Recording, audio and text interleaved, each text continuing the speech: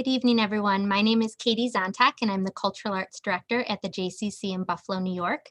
I'd like to welcome you all to tonight's event, which is our third event in our Jewish Poetry Reading Series presented by the JCC. The Cultural Arts Department at the JCC in Buffalo supports 2 art galleries and presents an annual book and arts fair and a film festival. Additionally, we offer cultural arts programs such as concerts, family programs, adult discussion groups, and workshops throughout the year that showcase Jewish culture. I'm excited to now have the opportunity to include this wonderful Jewish poetry reading series in our programming, which has been extremely popular, and I owe a great deal of thanks to Baruch November for his efforts and help in coordinating the series. I'm looking forward to having Baruch included as one of our readers and our guest poets tonight. In addition to Baruch, we are privileged to have poets Neil Silberblatt and Linda Paston join us as well. We will conclude tonight's event with a Q&A, so at any point in the program, please feel free to send your questions or comments through the chat on YouTube. And now I'd like to present Baruch November. He'll be reading first.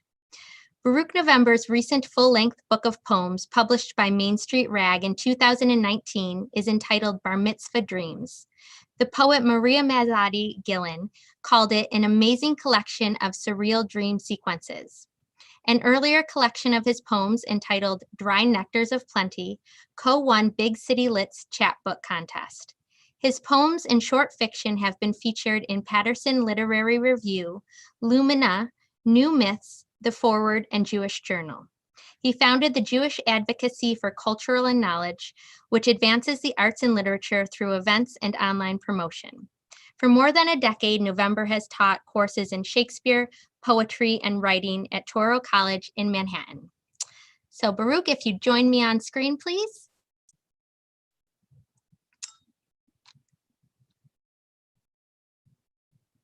There you go. Hello, everyone. Thank you, Katie. Thank you to the JCC of Buffalo for hosting us. I'm really excited. Also, I'm excited about my fellow readers, Neil Silberblatt and Linda Paston. I feel so lucky to have them with me tonight. I'm going to get right to my poetry. The first poem I'm going to read is called To Be Wicks, and it's about an event that happened at the University of Binghamton, where I went to college. To be Wicks. I think because the Jews are weak, the Holocaust happened, said the husky Sicilian student wearing the blue Giants jersey in the front row. No one there corrected him, not even the visiting Jewish professor, who was busy pushing his gold wire glasses to the bridge of his nose. We were weak in that immense classroom, but after ages of being trampled, buried in shallow pits, racked in the Inquisition, experimented upon by the master race, still we build our schools and shuls everywhere and learn our mystical texts, telling us that our bodies serve as wicks for flames of godliness. And when we burn, we burn, we burn, we burn, we do not burn out. All right. This next poem is called Lives Upon Lives, and it was inspired by a way of life in Israel that, well, not a way of life, but a condition in Israel. In Israel, buildings, apartment buildings can decide to build new apartments on top of the apartments that already exist, like building a building on top of building. And the people who live in the apartments below have no choice but to leave and find someplace else to live while this construction is going on. And this poem was inspired by that. It's called Lives Upon Lives. Contractors affix buildings on top of buildings in Jerusalem. Occupants below must clear out for all the years it takes to finish adding to sandstone structures. I have lived lives upon lives. I want to go back to when I was certain. It was my 20s. I dismissed many great women then. Someone greater was always coming along.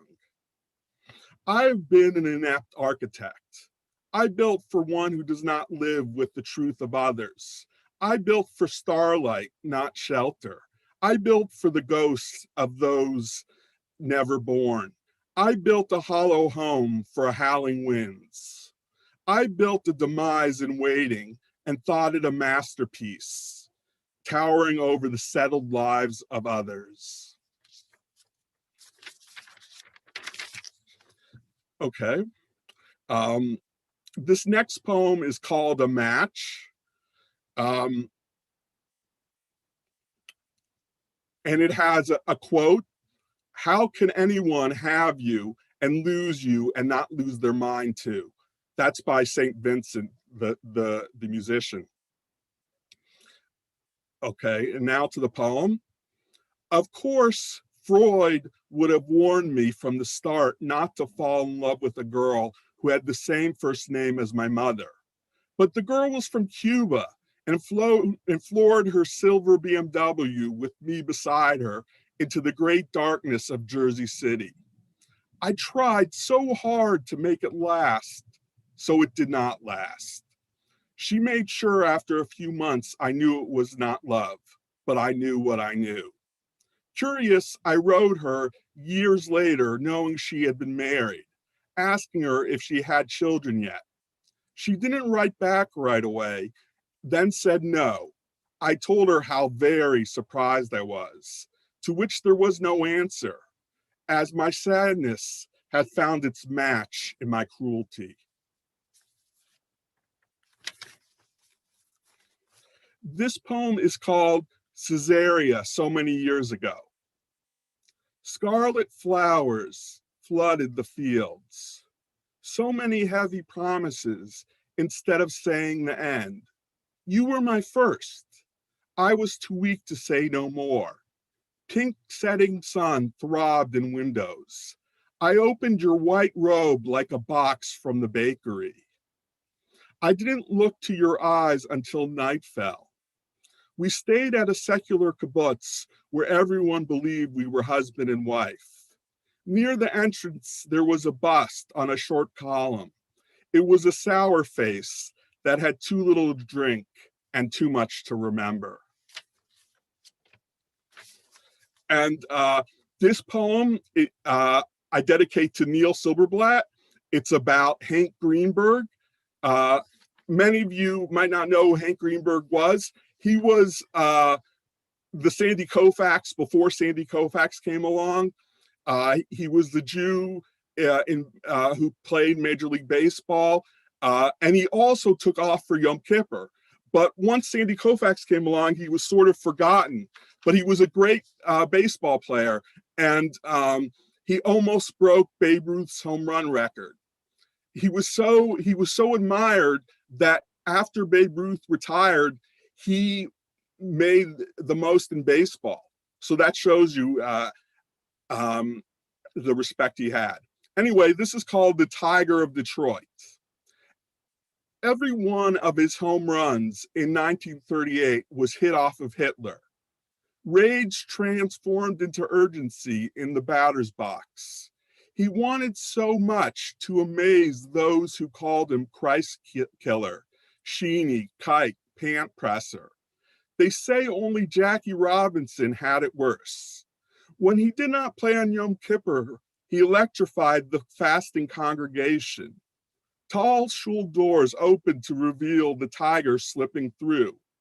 The rabbi pounded his pulpit for silence. Women swiveled their necks.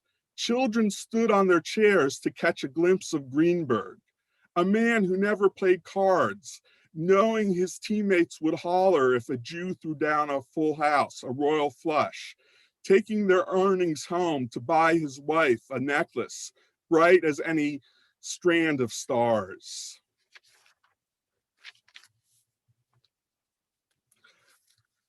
Okay, this next poem is from my book called Bar Mitzvah Dreams. It's about Primo Levi, Justin Bieber, and Anne Frank. I know it's an unlikely mix of people and characters, but when you hear the poem, you'll understand why they're all together. The one thing you should know, though, a lot of people think that Primo Levi, the Jewish author, committed suicide, But if you look at some of his biographies, it's not so easy to determine that because he didn't leave a suicide note.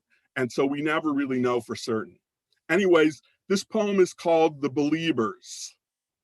The thing about Primo Levi dying at the bottom of a flight of stairs is that no one knows if it was really his dark impulse or a slickness on the lip of the top step.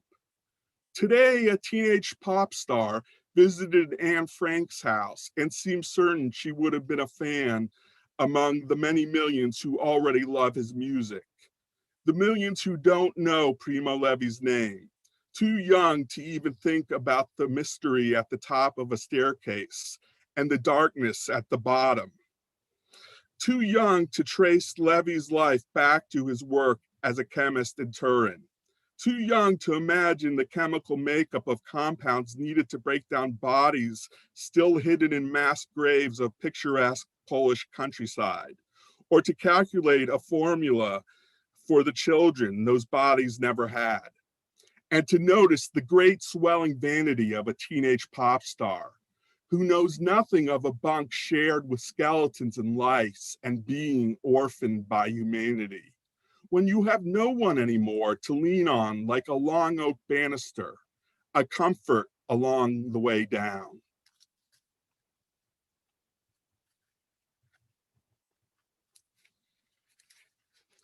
Okay.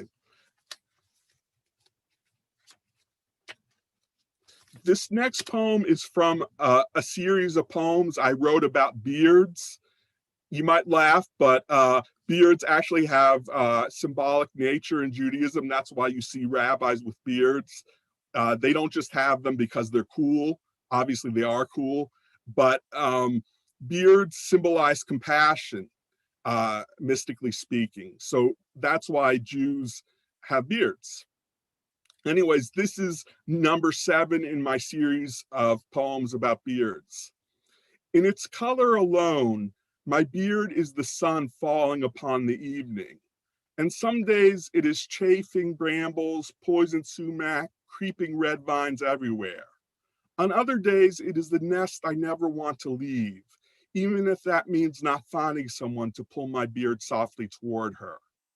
And when my beard lowers on the ocean, its tendrils flick and break the horizon line. And at that setting point, I wish for my beard to have fishing hooks on each strand's end, for we are always wanting those of my hair color. King David even took a 16th wife for nothing but the last few seconds of his life, just to warm him up to the hereafter. And here's another poem from the Beard series. Most Hebrew schools cut the Song of Songs out of the classroom. I would like to have learned how thighs can be of gold, what it was to love a woman whose breath was the very scent of fresh apricots, whose young body was the fruit of the palm in my palms. But a history of love in open fields must be concealed from the young. As King Solomon said, never awaken love until it is ripe, lest we feel the warmest happiness before we know the ages of longing it takes to understand it, lest we wander cities craving dark-curved women before we are strong enough to keep promises, lest we are taken for good by the glint of light on eyes the roundness of dates, the color of figs, and mistake the untrimmed beards of our rabbis, mystical symbols of deep compassion, as the mark of wild and thoughtless lovers. Hold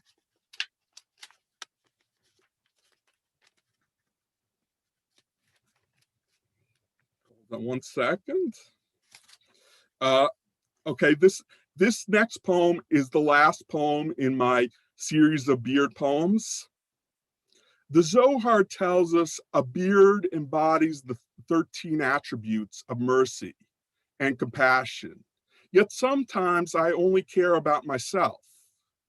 I love the snow when it's falling, though I don't think about all the lives wildly skinning out upon it, slamming into other lives, in that moment of great breakneck motion, ending up tangled in the oak trees and bleeding out over ditches.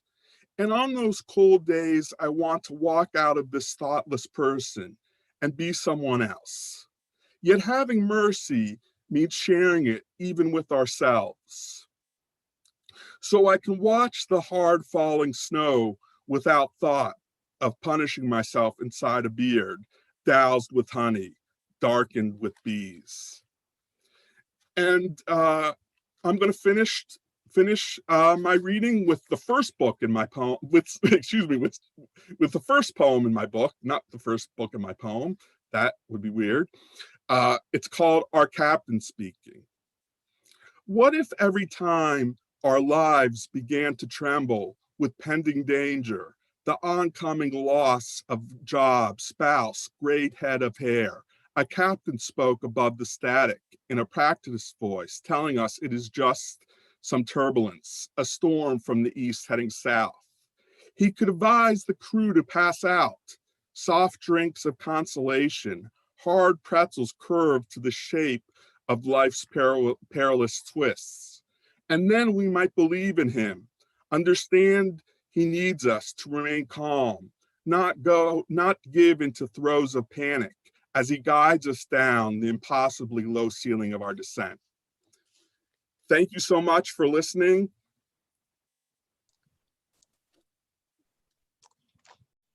Thank you, Baruch. That was great. And as I kind of hinted and mentioned at the beginning in my welcome, Baruch has done so much in putting this series together. So it was a treat to finally hear you read and share some of your own poetry. So thank you.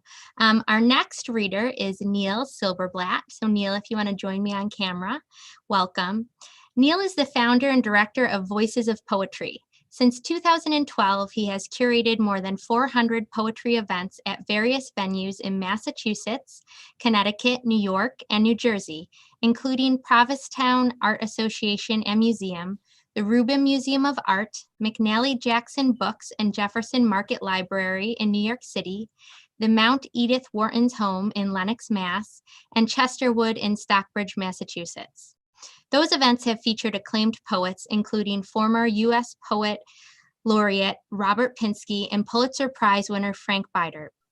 Neil's poems have appeared in numerous literary journals and anthologies, including Plume Poetry Journal, Mom Egg Review, Lily Poetry Review, American Journal of Poetry, and Tikkun Daily. His poem, Burnt Offering, was selected by Mass Poetry as their poem of the moment. His work has also been selected for various anthologies, including Collateral Damage and Culinary Poems. He is the author of several poetry collections, So Far So Good and Present Tense. His most recent poetry collection, Past Imperfect, was nominated for the Mass Book Award in Poetry. He has been nominated several times for a Pushcart Prize. So we're very thrilled to have you joining us tonight, Neil, and I turn it over to you. Thank you so much. Thank you very much. Thank you. Thank you.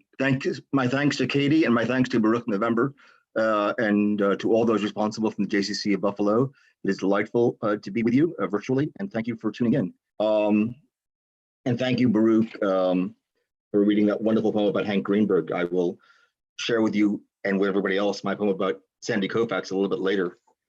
I thought I would share some poems based on biblical tales and biblical passages, starting with this one.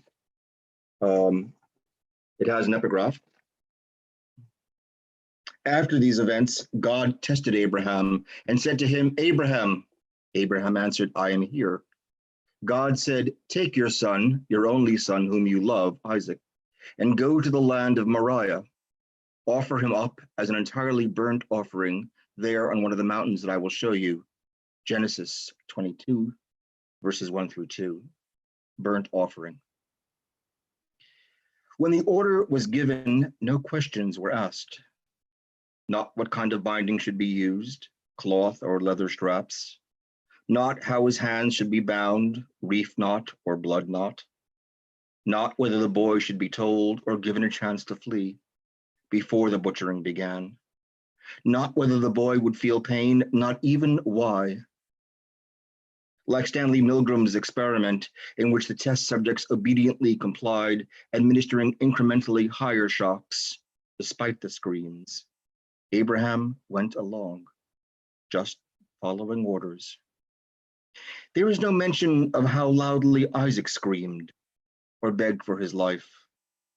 There is no mention of whether, after that afternoon, he again went with his father for a walk in the woods, or could look him in the eye, or what they discussed that night over dinner. One of my favorite passages is in the book of Deuteronomy. It concerns the death of Moses, when God invites him to ascend another mountain, having already ascended Mount Sinai. This mountain is Mount Nebo, and he tells Moses that he will not enter the promised land. And Moses dies there, and the next sentence is one of the great mysterious sentences in the Pentateuch, which is, and he buried him. And we leave it to the reader to decide who the he in that sentence is. This too begins with an epigraph. Then Moses went up from the plains of Moab to Mount Nebo, and the Lord showed him the land and said to him, "This is the land which I promised to Abraham, Isaac, and Jacob. I have let you see it, but you shall not enter." So Moses died there, and he buried him there. Deuteronomy chapter 34, verses 1 through 8. Mountains. Not again this trek up and down a mountain. The last time, you will recall, when I descended, I returned to a people lost, who had already forgotten me and you, and had moved on to other gods. Then my brother's 2 sons were consumed by fire, as so many of my seed would be. I cannot stand for another such climb and descent. Better I should not descend to see what they've become, to witness more deaths. But if you can assure me a good vista and firm toehold, I will gladly make the ascent. I with my staff, you with your spade.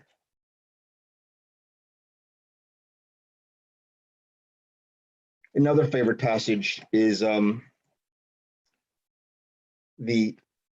little episode between Jacob and Esau, in which Jacob demands that Esau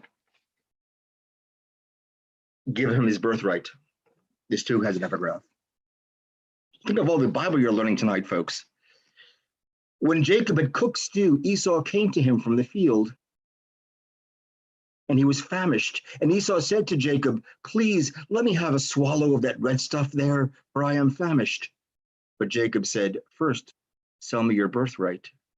Genesis chapter 25, verses 29 through 34. That red stuff. What fine stew that must have been. What aroma to whet that biblical appetite. What lentils to warrant so steep price. What brother would have exacted such a price from his sweating brother, fresh from the field with the smell of dung still upon him, demanding that it be tendered before a drop of stew could pass his lips? What would Jacob have demanded, or Esau have forsaken, for a warm bowl of borscht with a nice piece of black bread and sweet butter? For a plate of kasha varnishkas with simmered onions, he might have given up the holy sites and spared us all this bloodshed.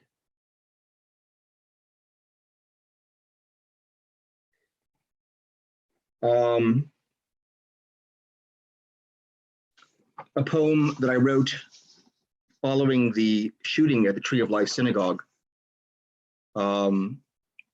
which I actually wrote it in Hebrew and then translated it back into English. I'll read it here in English. For those who may not know, in part of the Jewish process of mourning a loved one's passing is rending of one's garments. Think of Job. And that rending is called kriya in Hebrew. and that's the title of his poem, Korea. If, in accordance with tradition, I rent my garments with each slaughter, each pogrom, each shooting, for each victim piled high like those mountains of glasses which we'll never again see. If, like Job, I tore at my clothes with each loss, by the end, I would be standing naked before you. And then perhaps you might finally notice that, like you, I am human. A more recent, or at least prompted by more recent events, is this titled Middle East Tautology. The friend of my enemy is my enemy. The enemy of my enemy is my friend. The friend of the enemy of my enemy is my friend once removed. The enemy of the enemy of my enemy is my foe, unless he is also the enemy of the friend of my enemy. The child of the friend of my enemy has not yet declared sides, does not yet know that his brother is dead, hides under his bed to dull the noise of nightmares and mortar shells.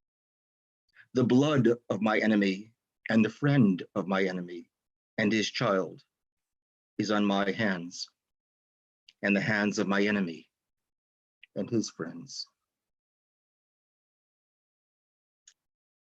Because Baruch so graciously shared his poem about Hank Greenberg, I dedicate this poem to him.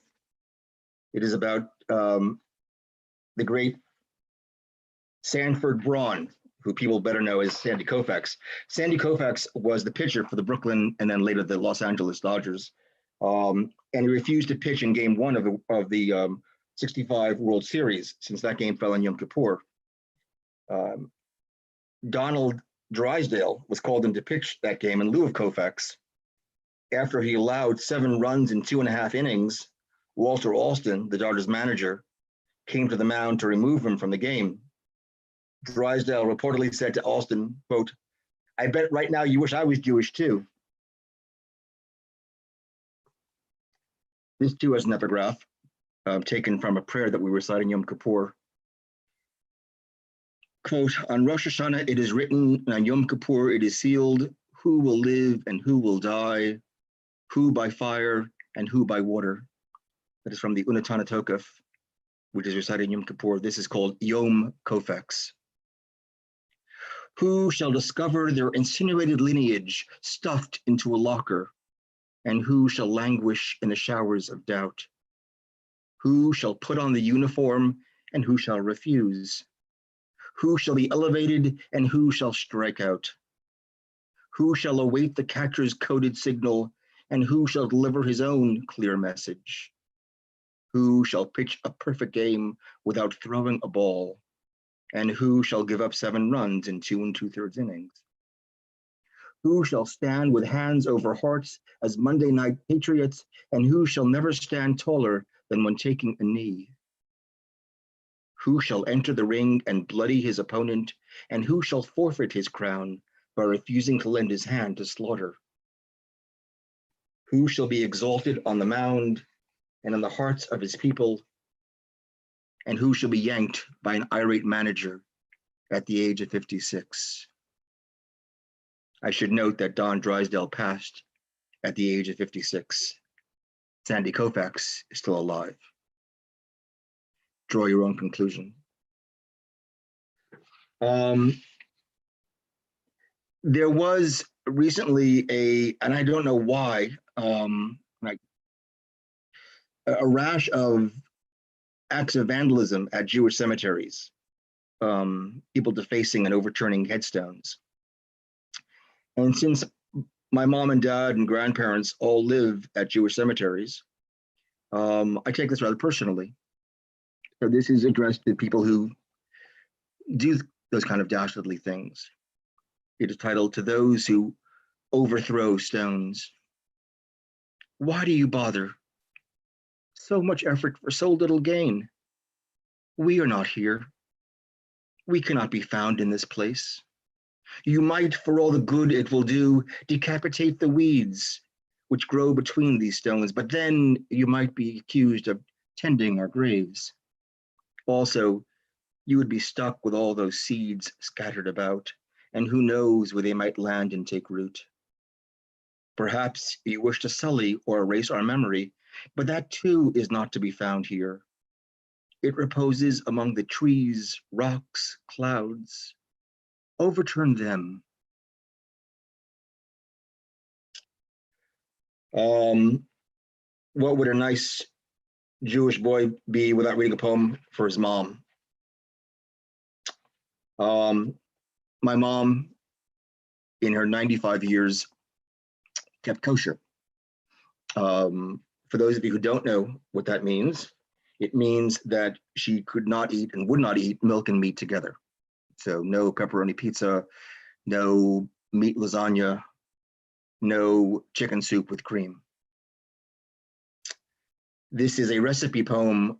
You could actually follow this poem and make a credible soup, or not. Hope you enjoy the poem. Butternut Squash Atonement, a recipe. In the beginning was the Word, and the Word was butter. Unsalted cream butter, not Fleischmann's or Imperial, not I can't believe, although I don't any longer. Just enough to hide the wrapper from my mom, who would ask, who in her 95 years never ate milk with meat, knowingly. Into this sinful butter is cast chopped celery and onions and whole garlic cloves, 2 or 3, cooked until the celery is soft, the onion translucent, and the mixture smells of home. Now chicken stock is added, 4 cups, kosher for my mom, who would ask, who in her 95 years never ate non-kosher meat, lest her entry be barred into God-Eden paradise. Into this comes butternut or winter squash, roasted until smooth and mashed until resembling the color of the clay of her Kishinev shtetl. Then savory and rosemary, burlesque strippers who tease the flavor out of soup. At the very end, cream is added, non-dairy for my mom, who would ask, and fresh grated nutmeg. Once, by mistake, I used real cream and lied to her. How she loved the taste of that soup. How she forgave the lie, asking for seconds.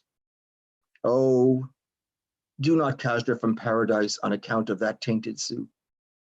Let the sin be on me and the sweet taste be on her lips for eternity.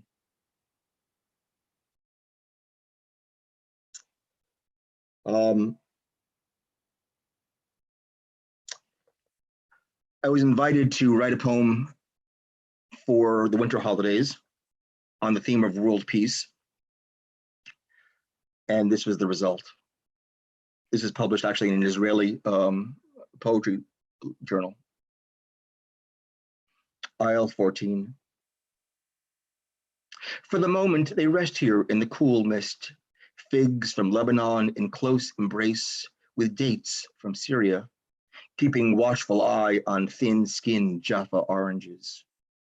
Korean kimchi in forced peaceful coexistence with Russian beluga laid out in icy splendor, recalling days cohabiting in the bellies of sturgeon swimming in contested waters.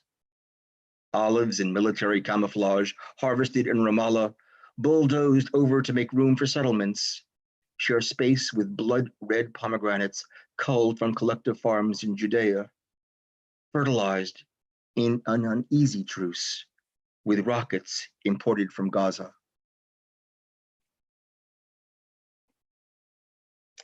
I think I have time for one last one.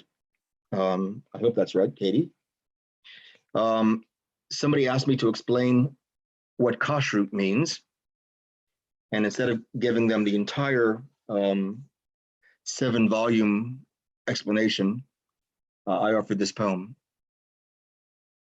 Kashrut. To keep kosher, you must separate the milk from meat, the pure from the impure, the sacred from the profane. You must segregate the food, herd the designated and ritually slaughtered animals into their refrigerated ghettos where they cannot be contaminated by contact with the unclean. To keep kosher, you must draw the blade against the jugular, quickly and with a single stroke, let it bleed out and cook each to its own. You must boil the spoon or fork, which has landed briefly in the wrong drawer, or bury the plate, which has borne the forbidden in the earth, where it can absorb the ashes from the remains of the kosher. To keep kosher, you must be prepared to discard the impure, to slaughter your second-born, to banish your firstborn, to claim your brother's birthright, to deceive your elderly half-blind father, to bury your brother and leave him for dead, to bear suffering with Bancha Schweig-like silence, and to wait 3 hours between devouring the kid and drinking its milk.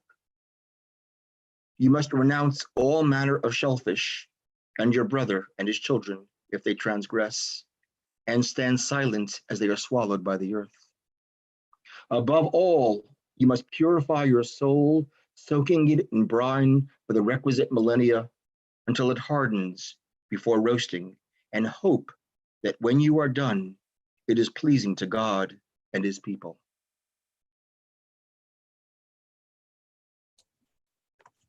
Thank you so much, Neil. My pleasure. Powerful poetry and read beautifully, so Thank you very much. Thank you. thank you. Before I introduce our last reader, Linda Paston, I just also want to remind everybody that after Linda shares, we will finish with a Q&A. So please feel free to send any questions through the YouTube chat and we'll ask our poets. We'll put them on the spot. So usually I believe it's ladies first, but tonight we're going to close with our final reader, Linda Paston, if you want to join me on camera. Linda graduated from Radcliffe College, received an MA from Brandeis University and an honorary doctorate from Kenyon College. She has published 15 volumes of poetry, most recently Insomnia, the winner of the Townsend University Prize for Literature, and A Dog Runs Through It. 2 of her books have been finalists for the National Book Award.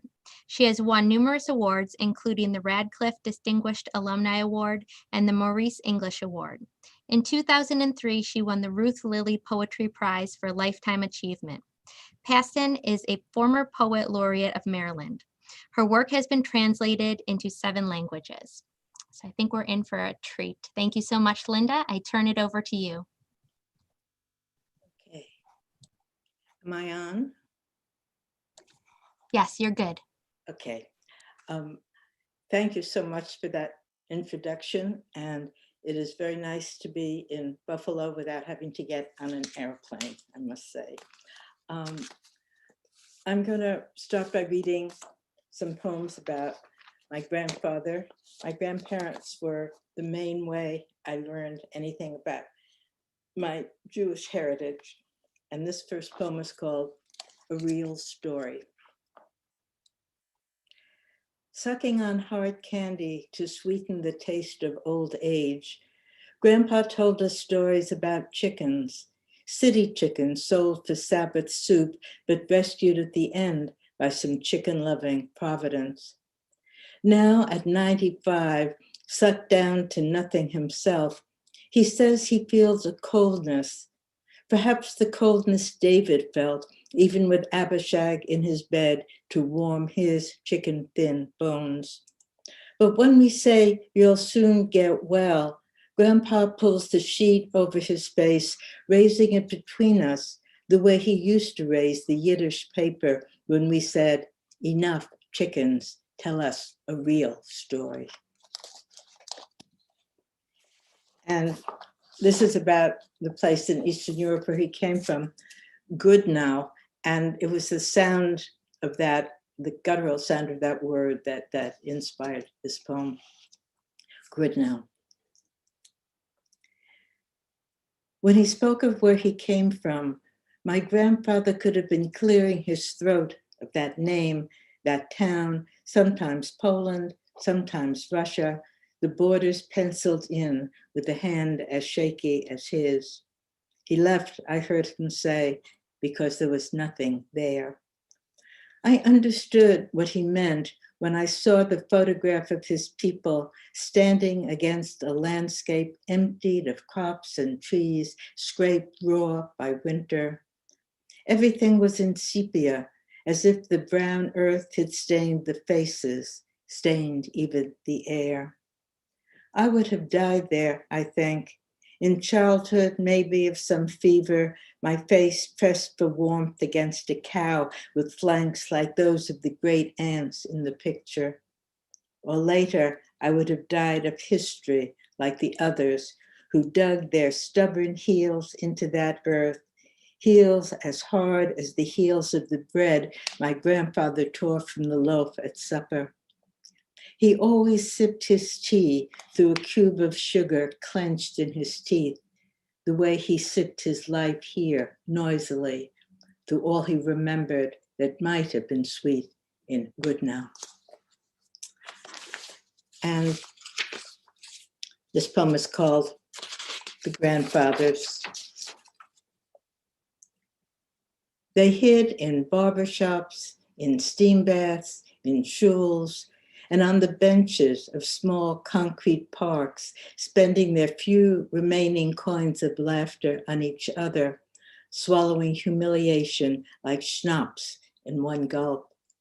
But tears were there like secret tidal pools doomed by salt. Though once they had discarded the villages of their fathers, here they remained strangers, choosing the enigmatic life of fish or bees, silence, or that low, dangerous hum. And this next poem has my most perhaps pretentious title, if I can find it. A Short History of Judaic Thought in the 20th Century.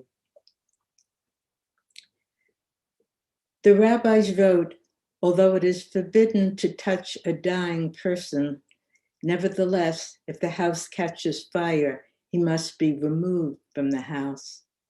Barbaric, I say, and whom may I touch then? Aren't we all dying? You smile, your old negotiators smile and ask, but aren't all our houses burning? And this poem is called The Cossacks, and it's dedicated to Francis Smythe. For Jews, the Cossacks are always coming. Therefore, I think the sunspot on my arm is melanoma. Therefore, I celebrate New Year's Eve by counting my annual dead. My mother, when she was dying, spoke to her visitors of books and travel, displaying serenity as a form of manners, though I could tell the difference. But when I watched you planning for a life you knew you'd never have, I couldn't explain your genuine smile in the face of disaster. Was it denial laced with acceptance? Or was it generations of being English, Bronte's Lucy in Villette, living as if no fire raged beneath her dun-colored dress? I want to live the way you did, preparing for next year's famine with wine and music as if it were a 10-course banquet. But listen, those are hoofbeats on the frosty autumn air.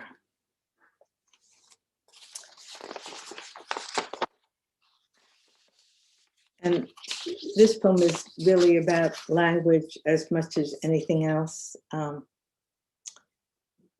Kristallnacht. Kristallnacht was the word I heard my parents whisper behind closed doors. And I pictured a world under a sudden enchantment of ice, each tree limb braceleted in crystal, each lamppost, each windshield glazed and electrically gleaming, the very air wincing with light. And the only sound would be a myriad tinkling as of 1,000,000 miniature wind chimes.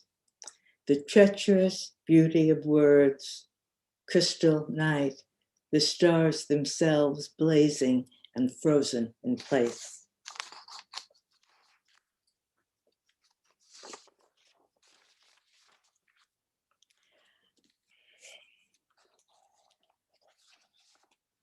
And this is, it is raining on the house of Anne Frank.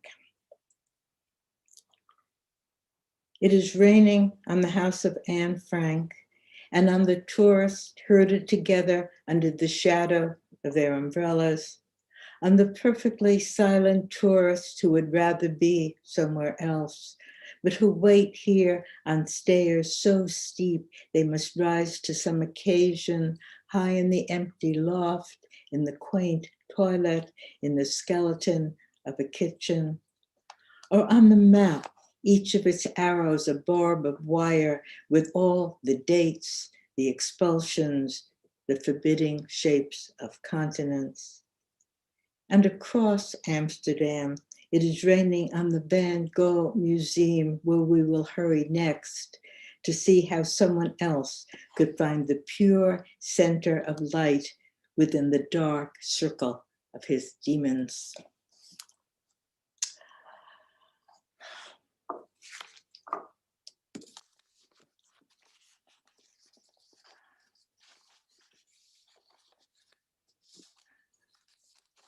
Suppose one could call this a family poem. 1945. When my clownish, mustached, freewheeling uncle, surrounded by his dozen chihuahuas and his curvaceous third wife, entered the army as a sort of larkish gesture, loving the drama of uniforms, the way a woman's eyes turned in his direction, the snap, the precision of salutes. When this sometimes wayward uncle became part of the division liberating the first camps, it was as though the technicolor world he had always lived in faded in an instant to black and white. And he was struck to his knees as Saul had been on the road to Damascus, not by God this time, but by his inexplicable absence.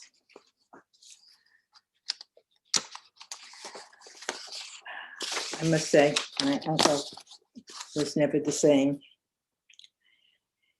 And this poem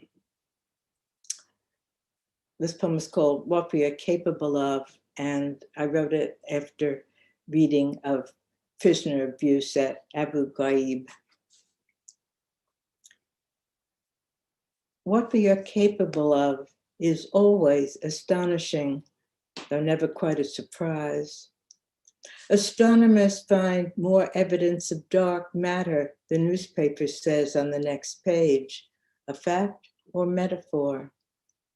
I think of those villagers in France who risked their only lives to save a handful of Jews, and I try to find from that fading chink of light an incandescent path through all these darknesses. Let's see.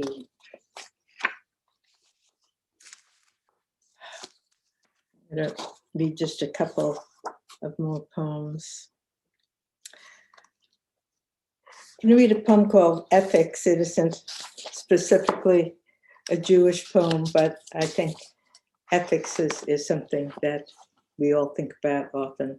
I went to a school in New York City run by the Ethical Culture Society, and we had ethics class every year. Ethics. In ethics class, so many years ago, our teacher asked this question every fall. If there were a fire in a museum, which would you save? A Rembrandt painting or an old woman who hadn't many years left anyhow? Restless on hard chairs, caring little for pictures or old age, we'd opt 1 year for life, the next for art, and always half-heartedly. Sometimes the woman borrowed my grandmother's space, leaving her usual kitchen to wander some drafty, half-imagined museum. One year, feeling clever, I replied, why not let the woman decide herself? Linda, the teacher, would report, eschews the burdens of responsibility. This fall, in a real museum, I stand before a real Rembrandt, old woman, or nearly so, myself. The colors within this frame are darker than autumn, darker even than winter, the browns of earth, though earth's most radiant elements burn through the canvas.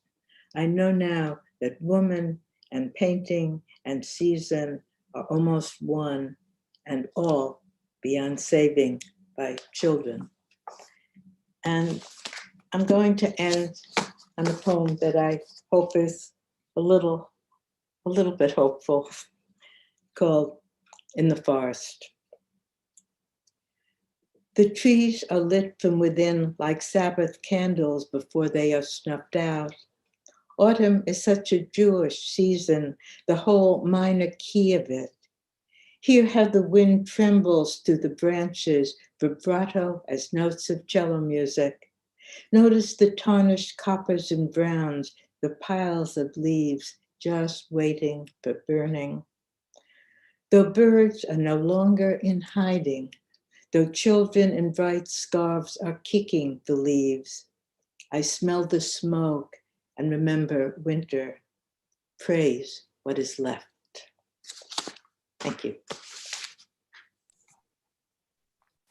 Thank you, Linda. That was beautiful. So that concludes our reading part for this evening. I'm going to ask Baruch and Neil to join us back on camera. I did have a couple questions that came in prior to tonight's event, so we'll start with that. And just a reminder, if anyone who's viewing wants to send anything in, please feel free. But we'll start off with a question that says, what responsibilities, if any, does a Jewish poet have in his or her writing? And so this can be kind of anyone who wants to, hopefully all three of you will want to, give your opinion on that, but anyone who wants to start us off. What Well, responsibilities, if any, does a Jewish poet have in his or her writing? Well, I've just been reading the new biography of Philip Roth, who said that he's a poet. He's not a Jewish poet. He's a poet and he's Jewish. And I feel that way too. I feel a responsibility as a poet and as a person to write as well as I'm able to try to make people see in a way they might not have seen otherwise, and therefore perhaps to behave in a more rational way. But I hope that all poets, all people, Jewish and non-Jewish, feel that way. I would echo, although not nearly as eloquently, what Linda said. In terms of what obligation to Judaism, none. My obligation is not to any particular dogma or faith or religion or the absence thereof. It is to be as good and decent a person as I can manage. It is to be as good or creative or a writer as I can manage. It is to squeeze 60 seconds of joy from every minute.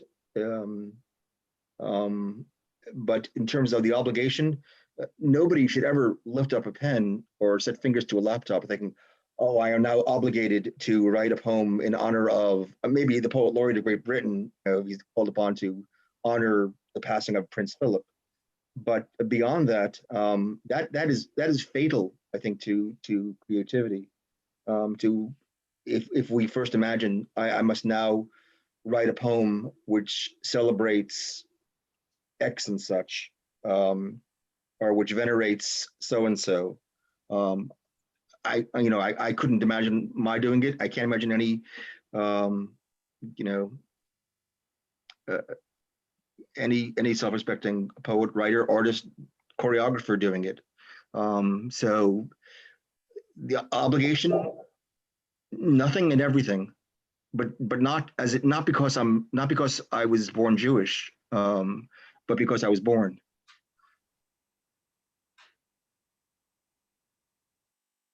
Baruch, I think there's the ball's in your field, Baruch. I think it's a really tough question. Whenever you come to say that people are obligated to do something in their writing, it's so hard to do anything in your writing, like anything well, that to like say like you're obligated to be to show Jewish values, or to show whether you just because you're Jewish, you have to always present Jewish themes or things like that. I think that that's asking a lot, but I do think in a way, Neil, like it works in hindsight. Like, yeah, you can't ask someone can't sit down and say, I'm going to write something in honor of King David. But we still write things about King David, and we look back and we have to ask ourselves, are we being truthful, or are we being truthful to ourselves in how we depict King David, or are we selling out in some way? Are we like giving into some mainstream, not mainstream, some cliche view of who these epic heroes of our culture are? A great question, and again, one that does not lend itself to answering. I mean, I'm laughing here because I'm thinking you're asking 3 Jews a question, you're going to get 5 answers. So when I heard there was a Q&A session, I thought, oi. But I mean, I write about these characters not because I'm obligated to do so. If only told me I'm obligated to write about Abraham, Isaac, and etc., I would say, go away. I write about them because I grew up with them. Mm-hmm. They are as much a part of my familial background because of my education and my years of being exposed to it, as mom and dad, grandparents, uncles and aunts, and cousins, etc.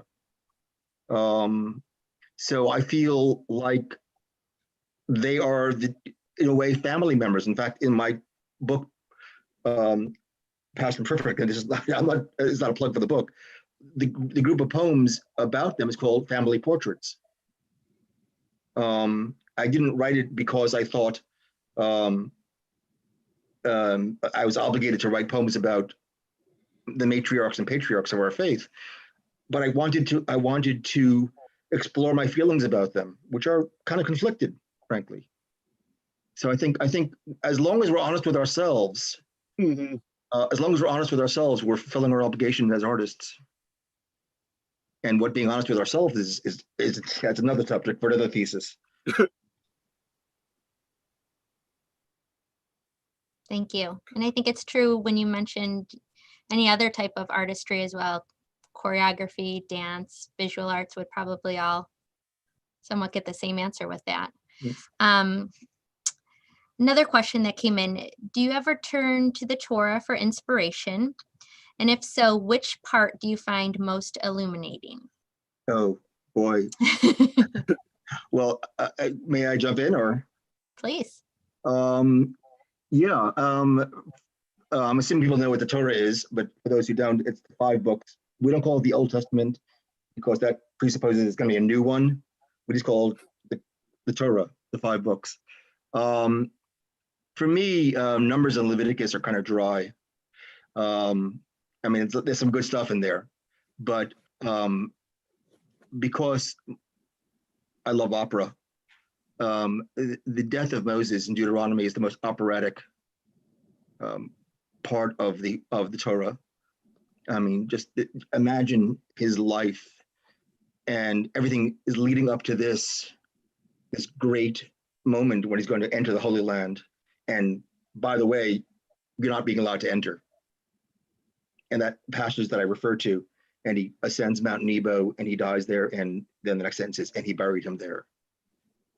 If you can't find poetry in that sentence, go back to the drawing board. There's so much, and of course in Genesis, all the parables of Genesis, from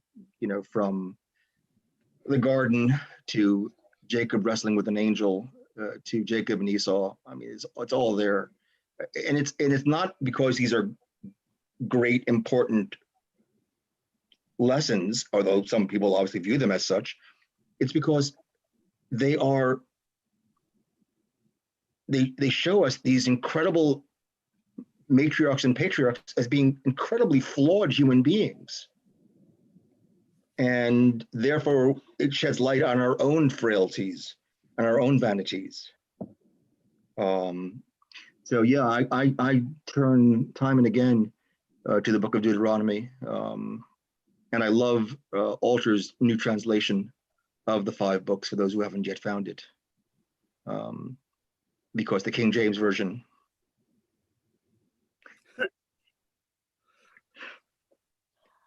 If you can't read in Hebrew, look for Alter's translation.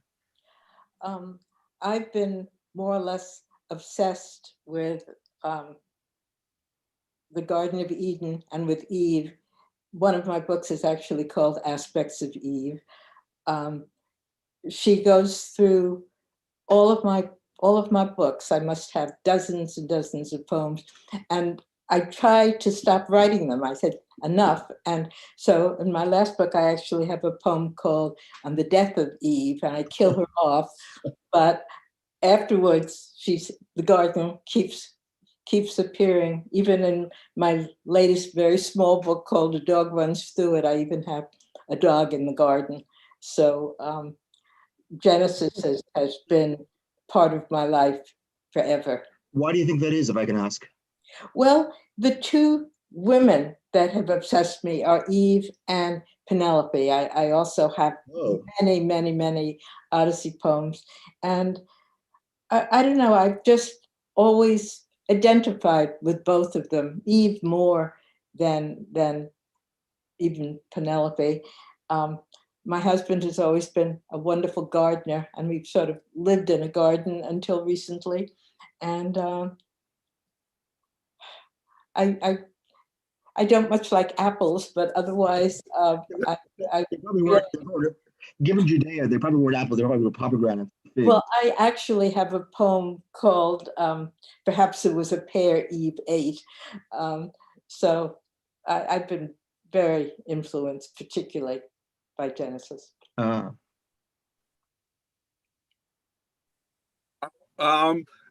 for me, the Genesis and the 5 books of Moses, like a lot of them are inspirational, like listing names, like when they get into all the listing, obviously it's hard to be inspired by that. But what I think is great also about the Torah is it's not just the 5 books, it's also Hasidic discourse, which extends out of the Torah, is commentary on the Torah. And I think that it's very empowering as a poet to read about Hasidic discourse, which talks about how God created the world by reading the letters of the Torah. So it shows us how powerful literature is. And to me, that really inspires me and makes me feel like poetry is important. Oh yeah, I mean, as much as the Torah, I like Buber's Tales from the Hasidim and Tales from the Baal Shem Tov are like, should be required reading, not because, again, not for Jewish understanding, but for understanding of love of literature. Yeah. I mean, there's the Tales of the Baal Shem Tov give over Hasidic ideologies. It's Kabbalistic in itself, and people can gain so much from it. You're right. I agree. There's a great, supposedly, I'm not, this is probably not true, but supposedly on my mom's side, we're related to the Rebbe Nachman of Bratslav. Is that why you're Nachman? Yeah, that's why I'm Nachum. Nachum, yeah, exactly. That's where I come by Nachum from. For those who don't know who Rebbe Nachman of Bratslav was, he was, oh God, how do I begin to describe this? He was a great Jewish philosopher, a great teacher. and great sage. But his tales, again, is such a rich wealth of material to draw from. It's like, you know, if you have great ingredients, to not use them in your dish is a sin. And we have these great ingredients.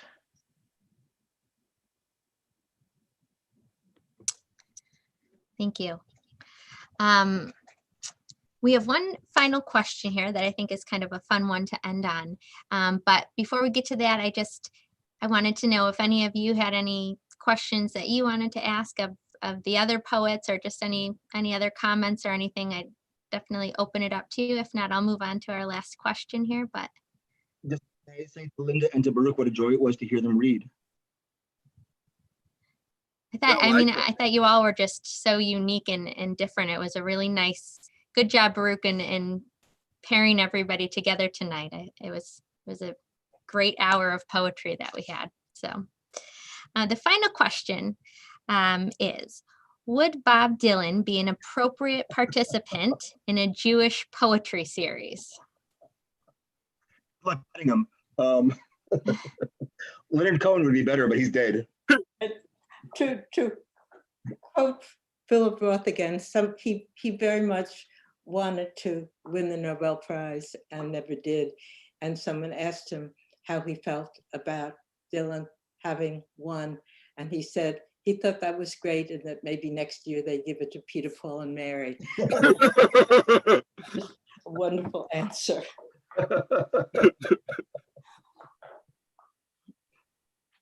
I heard a similar comment about that Cole Porter was spinning in his grave on the news. Would Bob Dylan be an appropriate? Would Bob Dylan be an appropriate poet for a Jewish? The young Jewish Bob Dylan poetry series. The young Bob Dylan or the current Bob Dylan?